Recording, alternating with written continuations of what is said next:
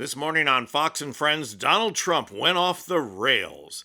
Now, that is nothing new. But the most irreligious man in America, the man who went out in public and held a Bible upside down, got weirdly religious on Fox this morning in a sign that the end is probably coming for Trump, one way or the other. And believe me when I say it's not the only weird thing Trump went off on this morning. Do you know what the toughest part about being a host on Fox and Friends is? It's not the constant spin they have to manufacture for the 34-time convicted felon, adjudicated rapist, fascist dictator wannabe, and addle-brained Trump. Please, these people are born brown-nosers hired specifically to say the most absurd things and make them sound like they are real. Heck, that's the easy part. I mean, watch Dana Perino go off on Gavin Newsom because he is destroying Trump with his parody tweets. For the last week, Gavin Newsom, why am I giving him advice? You have to stop it with the Twitter thing. I don't know where his wife is. If I were his wife, I would say, "What? You are making a fool of yourself. Stop it." Note the talent at which she can bring hellfire down on Gavin Newsom without saying a word about how he is imitating the embarrassing tweets Trump puts out. That takes talent, and that is the primary qualification to be on Fox. So spin is not the tough part of the job. Sitting there live when Grampy calls and wanders around on your show for the next 4.5 hours, never knowing what absurd thing he's going to say next, that is the hard part of the job. And here's the funny thing. During his first term in office, the Fox and Friends host developed key strategies to get Trump off the air. Otherwise, he would stay on all morning. But even more telling is that those forever phone calls stopped when Trump was campaigning.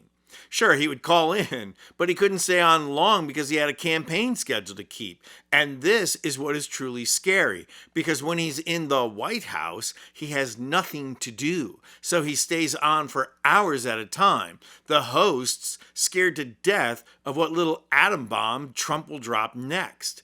Just ask Ainsley Earhardt. Trump outed her this morning just as they were pushing him out the door.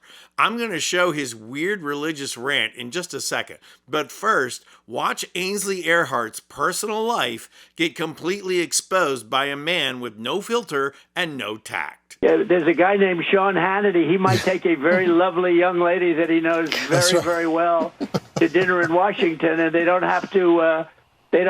she's sitting right next to you, by the way. That's right.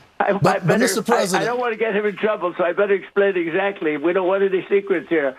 But that's exactly right. That's the greatest relationship. I hope I'm not breaking any news. This could be the biggest, this could be the most important thing I said. But let me tell you, those are two great, Ainsley and Sean, great people. And So there is not one woman in America that would like it publicly known that they are having a relationship with Sean Faux Outrage Hannity. Did you see her eyes when he outed her? Talk about your walk of shame. But that came on the heels of Trump thinking about the end game. Listen to Trump as he slowly starts to realize that there could actually be something like karma or divine justice. And if that's the case, he's running scared. Listen. I want to end it. We're not losing American lives. We're not losing American soldiers. We're losing Russian and Ukrainian, mostly soldiers. Some people, as missiles hit wrong spots or get lobbed into cities like Kiev and towns. But, if I can save 7,000 people a week from being killed, I think that's I want to try and get to heaven if possible. I'm hearing I'm not doing well. I hear I'm really at the bottom of the totem pole. But if I can get to heaven, this will be one of the reasons. Well, I think I saved a lot of lives with India, Pakistan. They were going at it. The planes were being shot down. That was going to be maybe a nuclear war if I let that go.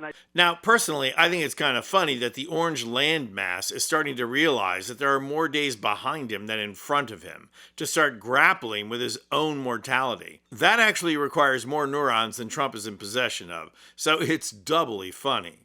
Watching him try a transactionist approach to the afterlife is about as funny as it gets. But the really ironic thing here is that Trump actually recognizes what an evil person he is. And he's been one all his life. He's realizing that he is, to use his own words, bottom of the totem pole when it comes to personal morality. But the other thing we shouldn't overlook is the question of why this is on Trump's mind.